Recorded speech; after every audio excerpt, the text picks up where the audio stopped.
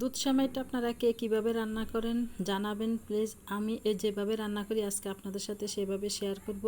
আর আপনারা এটাকে কি সেমাই রান্না বলেন কমেন্টে জানিয়ে যাবেন। আমরা দুধ সেমাই বলি। আসসালামু আলাইকুম, কেমন আছেন আপনারা? আশা করি ভালো আছেন। আমরা আপনাদের দয়া ভালো আছি। চলে আসলাম নতুন আরেকটা ভিডিও নিয়ে। আমার পেজ আছে সিম্পল লাইফ থেকে। তো আমি এখানে প্রথমে পাতিলে 3 কেজি দুধ আগে থেকে জাল করে নিচ্ছি, অনেকখানি কমিয়ে নিচ্ছি। আর দুধটা বসাই একটু এদিক সেদিক হলে দুধ পড়ে যায়, আমার অনেকখানি দুধ পড়ে গেছে। আর নিয়েছি এইচআই পিওরের একটা লম্বা সেমাই। এই সেমাইটা আমি ভেঙে নিয়েছি। আর এখানে গরম মশলা নিয়ে নিয়েছি, লং, এলাচ, দারচিনি।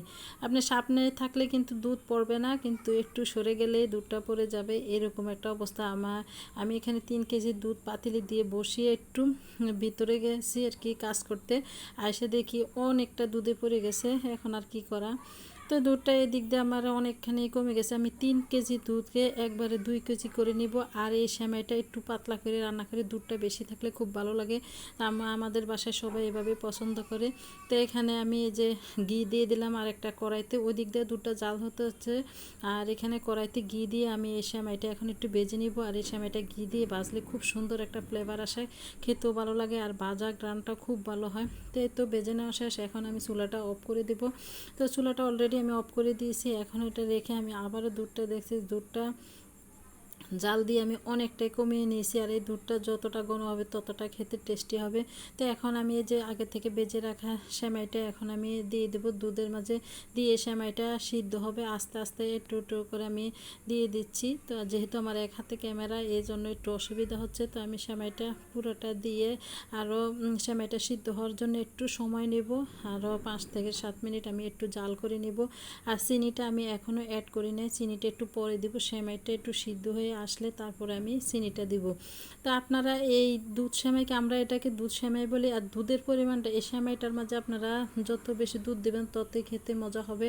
তো আমি দুধের পরিমাণটা একটু বেশি দিয়েছি। আমার এখানে মাত্র 1 প্যাকেট সেমাই, কিন্তু দুধ দিয়েছি আমি 3 কেজি।